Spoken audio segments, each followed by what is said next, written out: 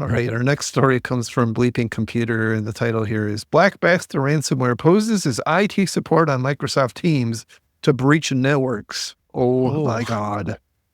So Black Bastard, for those of you who don't know, is allegedly one of the shards, not shards, but shards.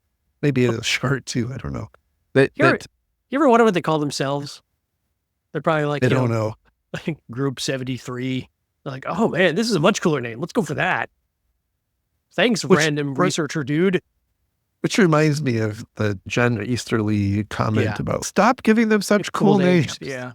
So anyway, Anyway. there was a group called the Conti Crimeware Syndicate that fell apart a couple years ago. They actually themselves got hacked, and they splintered off into a bunch of different pieces. And it is believed that one of the pieces is now this Black Basta ransomware group. And they have a pretty interesting and clever technique. Up until recently, MO, the way they would operate is they would target an employee. How they picked the target, I have no idea. LinkedIn. Probably LinkedIn. And they would start sending them spam, and a lot of spam. And I'm assuming they know that they're somewhat adept at bypassing spam filters and whatnot. Anyway, that they're sending large amounts of spam to this person. And then after some period of time, and it keeps on going, they will call the person, like on the phone. They will call them and say, I am with your company's help desk, and I'm here to help you with your spam issue. And so they primed the person who was probably ready to be done with the spam to cooperate with help desk. They're thinking, look how awesome my IT department is. Exactly. They're very proactive. Yeah, that's super impressive. proactive. 5 And stars. that should be your first cue, right? Like, Day. I know. I'm sorry to all the help desk people out there. That was mean. Much me, by the way. Unlike Jerry Uncalled here. It's uncalled for. Think of route desk. A lot of angry letters this week. They So they call will, up. They're like, hey, we're going to help you with your spam. yeah, but you have to go and turn on remote access so I can access your computer. Clearly. And that's where everything goes wrong. Horribly. It's horribly wrong. So they convince the person to install AnyDesk or provide remote access through the default Windows support assistant. And then once that connection is established, they will install a host of stuff like Screen Connect, Net Support, and everybody's favorite Cobalt Strike. And then once they do that, then it's game over. Now, by the way, like they're not intending to target that specific workstation. The target is like the company's fleet, right? They're trying, again, to go after the company writ large because they're trying to land a multi-million-dollar or tens of millions of dollar ransom with this type of attack. So that's their foothold. They start then moving laterally throughout the organization. Correct. Yeah. Correct. So that was how they were doing it. And how they are now doing it has evolved slightly.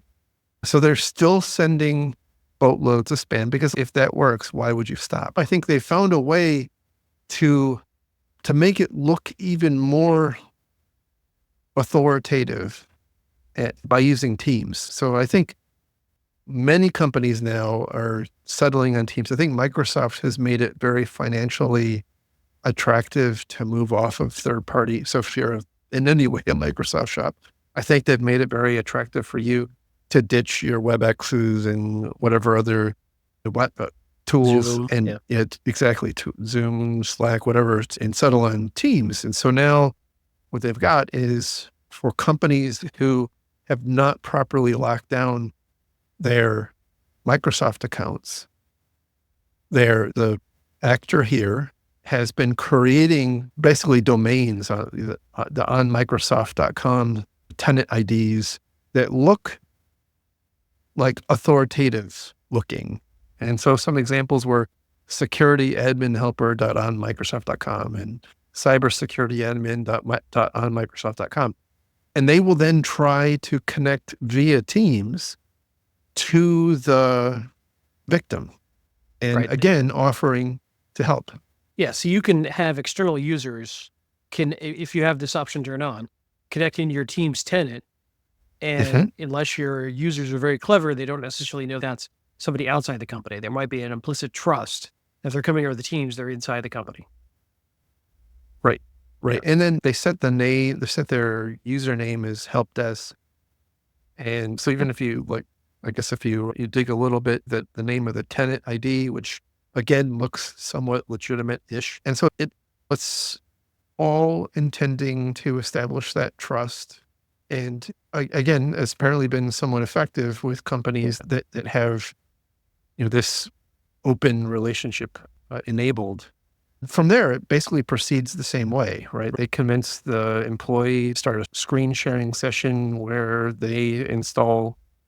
Ultimately, the intention is to install Cobalt Strike again, which lets them take over the network. I will be honest, given the amount of political spam I've been getting to my phone, if somebody called me to offer to help stop that, I probably would let them. What do, what do you need? Good stuff. Living in a swing state is exciting this time of year. Yeah, I totally agree. Totally agree. I think once they've got Cobalt Strike on the computer, particularly Windows computer, there's a myriad ways for lateral movement. It's not Mhm. guaranteed. You may have other really awesome controls in your environment that will detect and mitigate the attacks. But I think that in general, this has been a pretty effective technique. I suspect, by the way, that if they're going through the trouble of identifying a specific person at a specific organization, they're probably also doing a little bit of weeding out, looking for companies that have the ability to connect in through Teams and perhaps aren't super sophisticated to be able to detect Cobalt Strike. Right. Key takeaways for me: lock down Teams to Yep. approval for external connections, and maybe block the ability for any of your endpoints to load any of your remote access tools. That would stop a lot. Yes. Or yeah, definitely minimally detect it, but certainly unless your help desk is using them, Yeah. you need to take steps to lock the. Wow. It's an attractive nuisance. If it's Right. not these guys, it's going to be somebody else. Right.